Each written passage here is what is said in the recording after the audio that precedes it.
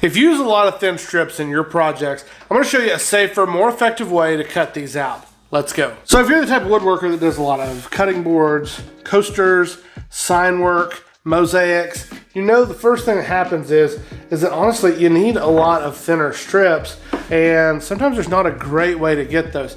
You know, if you're doing something, say half, 3/4, you can typically make that work. You start getting below that too much, it gets pretty shaky, because what you end up having to do is you either have to run your fence in so close that you run the risk of not finding a good way to be able to safely push this through with a push stick, or you end up running the risk of it dropping down through into the saw. There's lots of risk of kickback. It's just not super safe once they get really thin. Now, the other option is you could actually take a piece like this, you could put it over here on your table saw, and you could rip the first side down, and you know that you're going to do a, let's just say a 1/4 inch cut.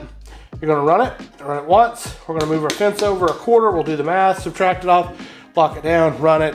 Do the same thing, come back, subtract 1/4, run it, subtract 1/4, run it. And at the end, hopefully, you'll end up with some strips that are close enough together that will kind of work for what you need it to do.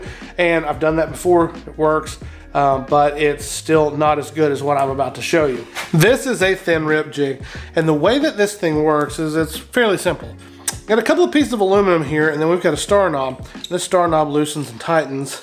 This piece can run back and forth just like that. Got a miter bar on the bottom, and this is going to fit in our miter slot here. And we've also got a bearing here, right here on the end, that's going to be used to help feed the lumber through as we run it through the saw. So essentially the idea is that instead of cutting the strips on the right side of the blade, we're now going to be cutting them on the left. And what we're going to do is we're actually going to take our piece, whatever it's going to be. We'll just use this little piece of cherry here just as a little test piece, okay? So we're going to figure out how thick do I want my strips to be.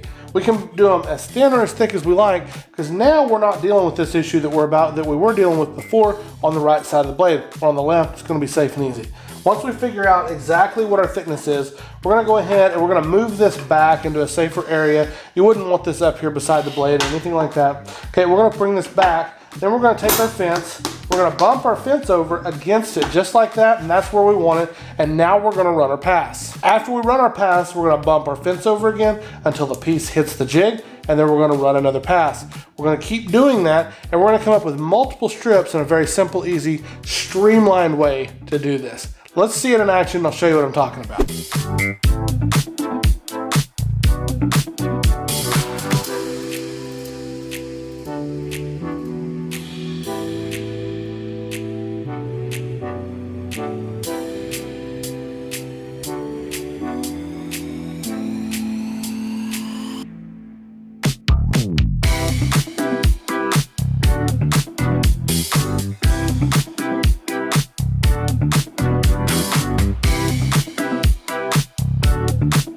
So as you can see, we can get a lot of thin strips pretty dang fast, and honestly really, really safe. I did run these on the calipers just to see kind of thickness wise where we're sitting.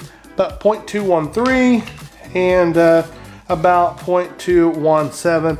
Really happy with that. Most of those are all staying within the same distance. Really, really close, and it works well. So as far as price is concerned, this thing runs about 30 bucks or so on Amazon. I'll put a link in the description below for anybody that's interested. And if you choose to purchase through that link, it helps the channel out and it doesn't cost you any more money. So we greatly appreciate it. Also, if you got any questions, leave them in the comments below. We'd love to help in any way that we can.